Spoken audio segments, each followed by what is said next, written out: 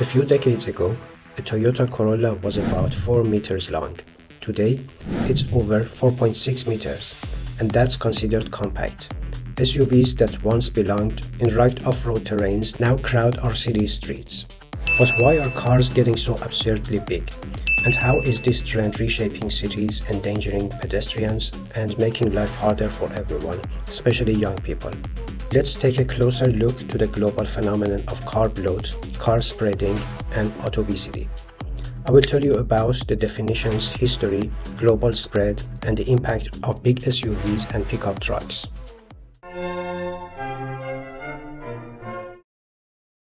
First, I talk about the definitions.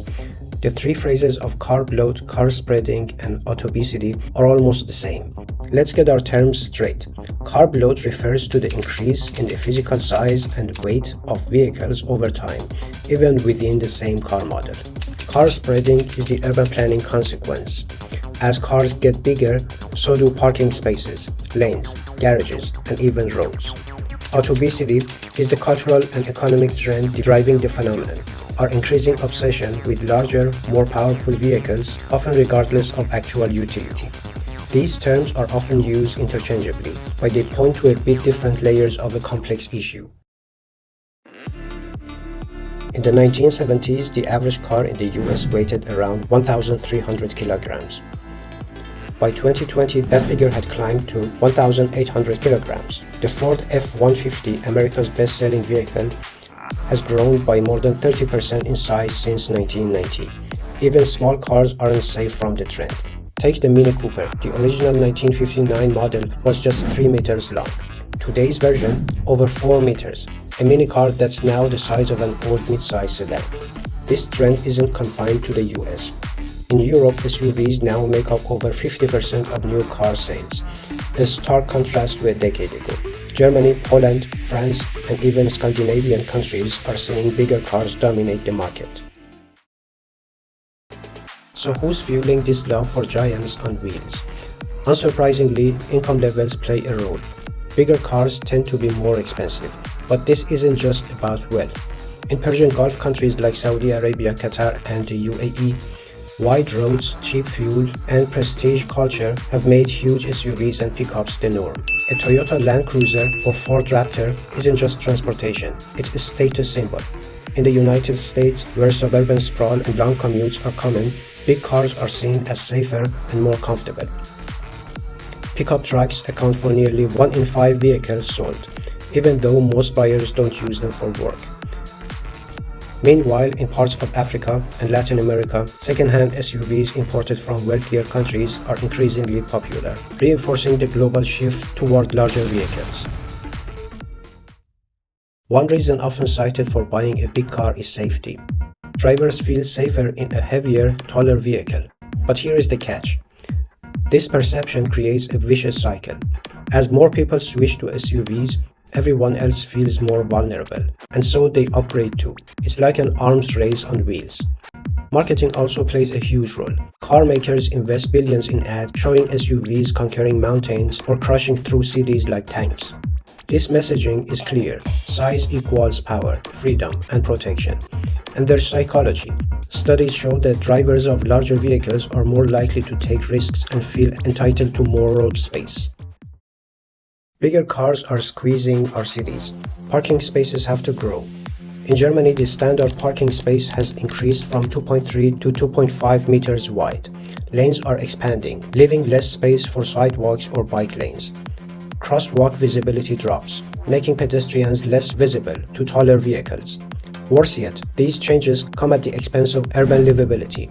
Public space is increasingly taken up by bigger vehicles. Kids lose playgrounds to expanded roads. Cyclists feel unsafe next to towering SUVs. And then there is the environmental toll.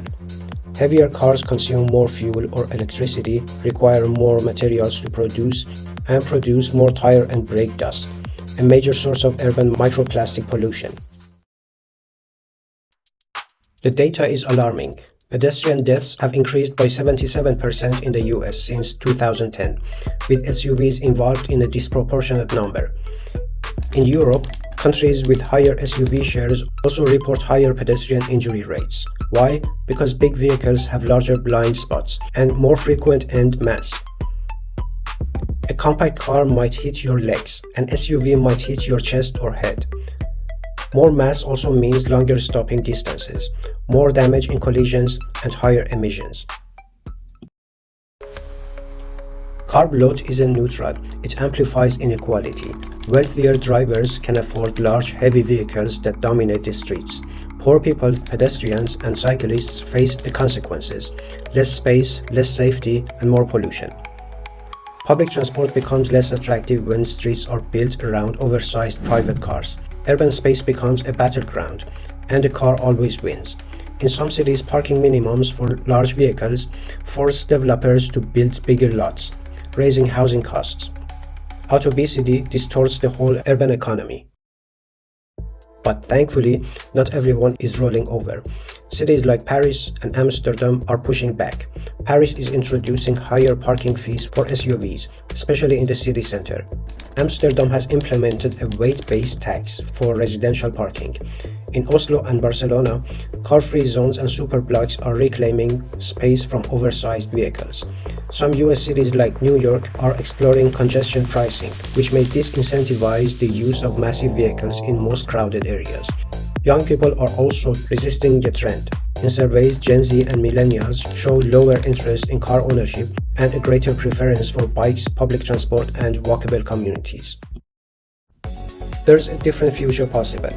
For example, what if instead of expanding roads, we made cities more compact? What if instead of tolerating bloated cars, we celebrated compact multimodal mobility? Nature-based solutions, 15-minute cities, mass transit, and active mobility could counter car spreading.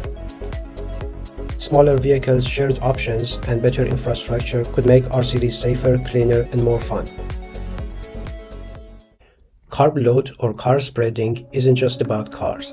It's about how we live, how we design our spaces, and how we treat others on the road.